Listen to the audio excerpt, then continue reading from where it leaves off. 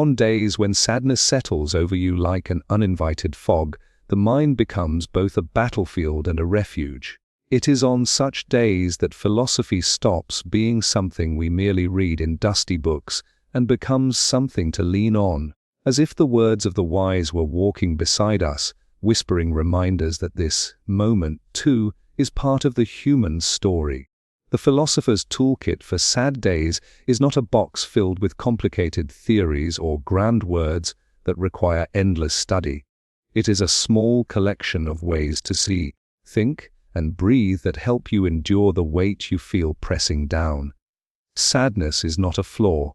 It is not evidence that something is broken inside you. Ancient thinkers, from the Stoics in Rome to the sages of the East, often saw sadness as one of the natural movements of life, like the passing of clouds across the sky.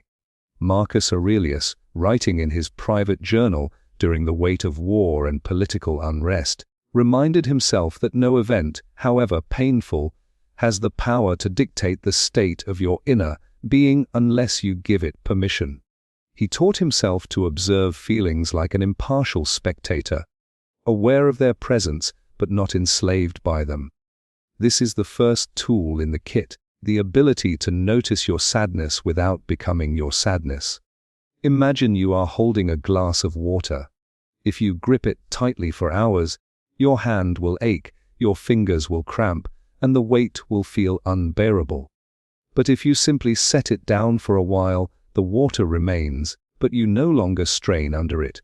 Sadness works the same way. Acknowledge that it's there. Name it.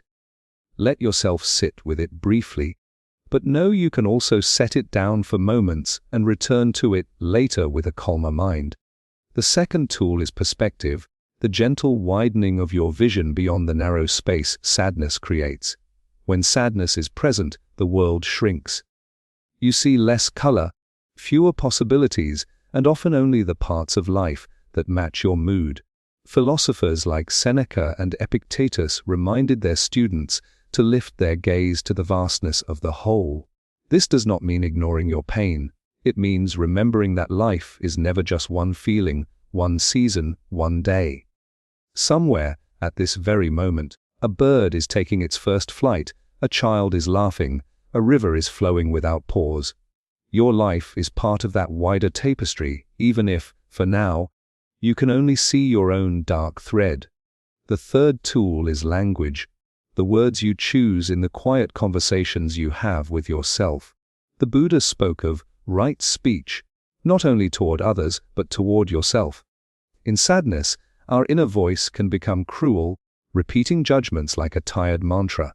You might say, "I will never feel better," or "This always happens to me." Words shape perception, and perception shapes reality. Replace always and never with right now, instead of I am broken. Try I am feeling broken today. This small shift gives sadness a place in time rather than making it your permanent address. The fourth tool is stillness, which might be the most difficult one in our restless age.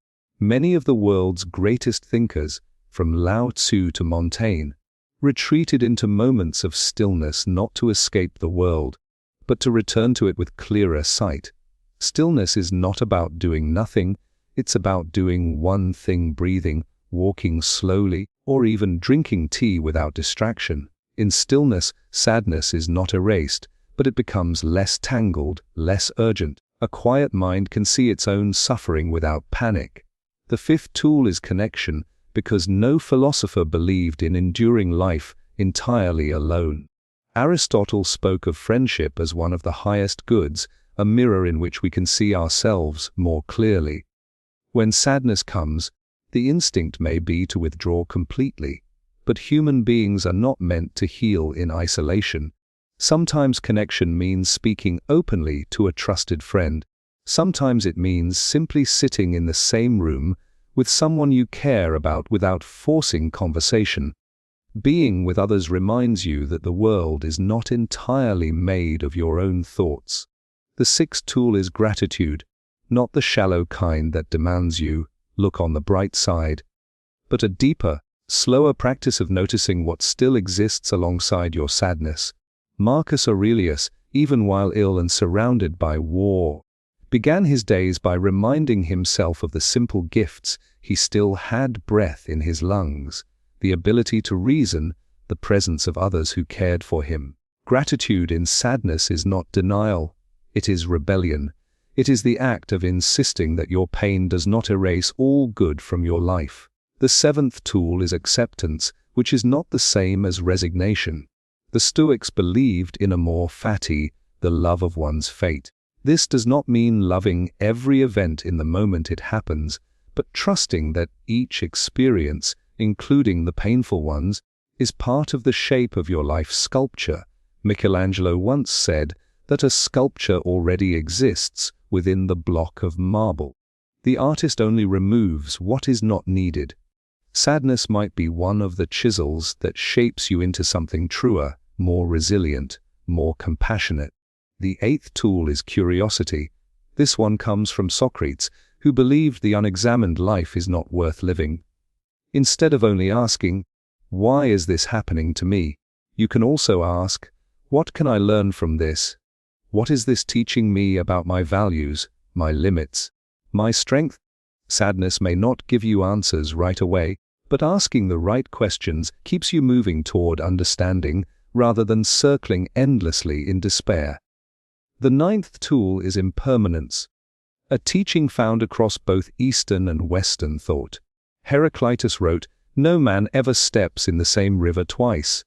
The river changes, and so do you. Your sadness is not static, it shifts, even if only in small ways, with each passing hour." Remembering this can keep you from mistaking the present moment for the whole story. And the final tool, the one that holds the others together, is compassion, especially toward yourself. Many people can be kind to others while speaking to themselves with relentless cruelty. Ancient philosophers, mystics, and poets alike spoke of compassion as the soil in which all other virtues grow. Be gentle with your mind, which is already carrying weight. Be gentle with your body, which feels the ache of your emotions. Treat yourself as you would treat someone you deeply love who has come to you for comfort. A philosopher's toolkit for sad days is not a list to memorize or a set of rules to follow perfectly. It is a set of companions: perspective, stillness, gratitude, acceptance, curiosity, and compassion that you can call upon as needed. Some days you will use one, other days several. And some days, when the fog is thick, you may not be able to reach for any at all. That's fine too. The toolkit will still be there tomorrow. Sadness, like the seasons, comes and goes. No philosopher ever promised a life without it. What they offered instead was the reminder that sadness need not strip you of dignity, hope, or meaning. You are not merely a passive passenger in your life, you are also its navigator. And even on the days when the sea is rough, you can adjust your sails, take in the horizon, and remember that land is still out there, waiting.